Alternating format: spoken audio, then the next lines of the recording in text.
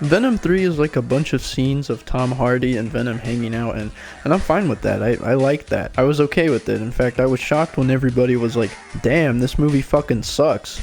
I just don't like the final fight of this film. It sucks.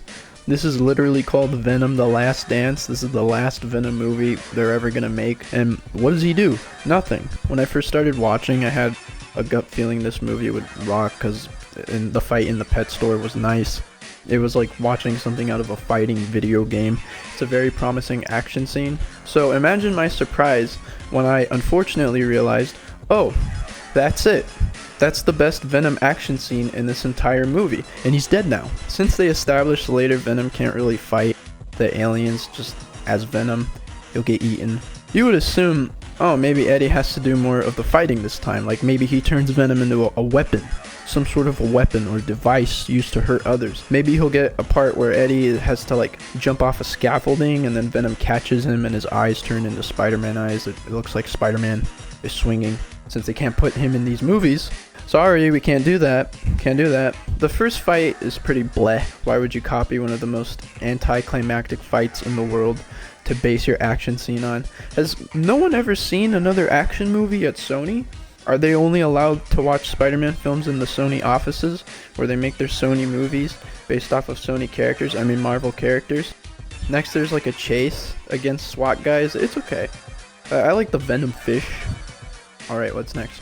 Oh, that's it. That's the last time Venom does anything in this entire film. Instead of having Venom, the titular character, fight in his last role ever, some producer was just like, what if we had a bunch of Venoms instead of just one Venom?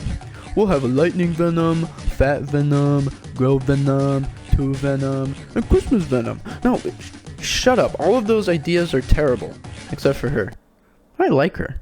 Aw, this movie honestly, and I really do believe in this statement, would have been a perfectly fine, acceptable, entertaining Venom sequel if the action was just good. Honestly, all I've ever wanted after watching Venom was just an entire film of Tom Hardy and Venom hanging out, which I got. I'm a Tom Hardy fan. I think he's one of those actors that just draws a lot of attention with their presence and kind of unorthodox performance. Everyone on their phones is going like, this movie was terrible, it was really bad, but they're not mentioning the battles of this film, which is really concerning because when you're watching a movie like Venom, you're going for 2 out of 3 things: the performance and the action, which the first one does very well. But for some reason, all everyone ever cared about was the story, which is stupid. It was always going to be stupid. People are treating this movie like it's supposed to be a Spider-Man sequel. No, it's not. I 100% get why this movie was trashed. Because it simply wasn't a fully entertaining movie. Difference is most people do not care about the fighting in movies. Most people ignore that aspect.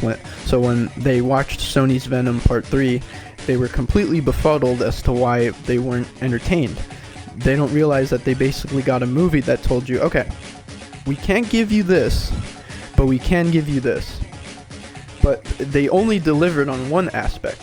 But because most people don't realize that if you want a fun action movie, you need fun action, all they know is that they've been gypped. They can't articulate it. They don't understand it, but that's the formula right there. Believe it or not, there's an entirely different movie made by these people which has the same exact issue but inverted. Yeah, that's right. I like the fighting in Morbius. I'm sorry, I know. But they are visually really entertaining to look at. I can't help but turn my head towards the screen when I'm walking my dog, and I so happen to catch Morbius on someone else's TV screen. However, this movie has a terrible story and okay acting, meaning there's nothing to latch onto. They still only did one thing correct. You can't make a top memorable Morbius moments compilation on YouTube. I don't feel intrigued enough to listen to a 27-year-old explain the character of Morbius to me while I'm doing my dishes. Really, the only memorably funny moment is this dancing bit right here. But that's it. Sorry, but that's not enough to make me fondly remember your movie. And even then, I can't give this movie too much credit on its action because they outright removed a whole scene that I'm sure a lot of people worked really hard on and assumed would be in the finished product. Sound familiar? Tyrese has a robot arm contraption. He mentions in the movie that he used to fight in the Great War. So you think, oh, that's where that comes from. This is gonna pay off later. No. Nah, that shit will never be answered. This 2 seconds in the Morbius trailer will forever intrigue me. I will never know, is Tyrese Shocker number 2? Is he a Spider-Man character? Will he punch Morbius with his arm? Will he use it to save his partner? Is there a grappling hook in there? I don't know.